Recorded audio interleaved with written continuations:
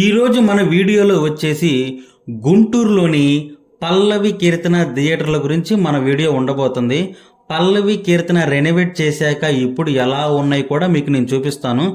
Video start చేసే ముందు మన ఛానల్ని సబ్స్క్రైబ్ చేసుకోకపోతే ప్లీజ్ సబ్స్క్రైబ్ చేసుకోండి. అలాగే click the bell icon also. థియేటర్కి అయితే వచ్చేసాం. ఈ పల్లవి కీర్తన థియేటర్లు రైల్వే స్టేషన్ రోడ్లో అయితే ఉంటుంది. పల్లవిలో ఏమో అల్లరి నరేష్ గారి 12A రైల్వే కాలనీ మూవీ ఆడుతుంది. కీర్తనలో ఏమో రాజు వెడ్స్ రాంబాయ్ సినిమా అయితే ఆడుతుంది. ఇంకా లోపలికైతే వెళ్ళిపోదాం.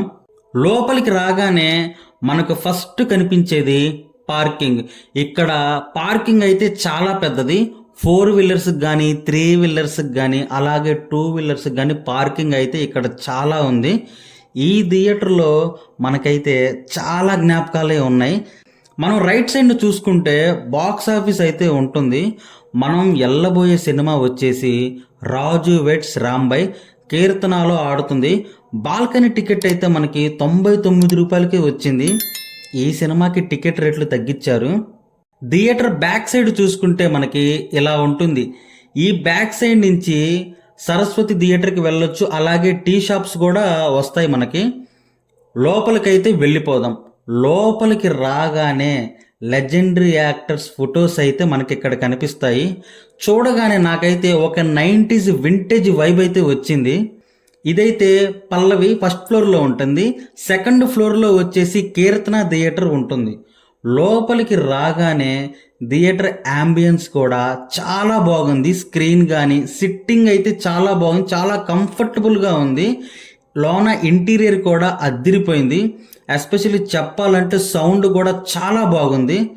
ఇంకా ఇంటర్వెల్లో వేడివేడిగా ఆనియన్ సమోసా అయితే తీసుకున్నాము. సినిమా అయితే అయిపోయింది.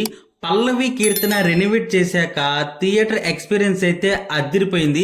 నేనైతే చాలా బాగా ఎంజాయ్ చేశాను. లాస్ట్ వీడియోలో మిమ్మల్ని ఒక క్వశ్చన్ అడిగాను. మన గుంటూరులోనే తొలి ఏసీ థియేటర్ ఏది మీకు తెలిస్తే కమెంట్ చేయండి. నేనైతే నెక్స్ట్ వీడియోలో చెప్తా అన్నాను. ఇప్పుడు చెప్తున్నాను. మన గుంటూరులోనే తొలి AC theatre Naaz Apsara. అప్పటిలో AC వల్ల చాలా మందికి చలి అనిపించేది. అందుకని ఆ థియేటర్ని చలి హాల్ అని కూడా పిలిచేవారు. మన ఛానల్ కనుక మీకు వర్త్ అనిపిస్తే తప్పకుండా మన ఛానల్ని సబ్స్క్రైబ్ చేసుకోండి. ఈ వీడియో ఎలా అనిపించిందో కమెంట్ చేయండి. నెక్స్ట్ వీడియోలో కలుద్దాం. బాయ్.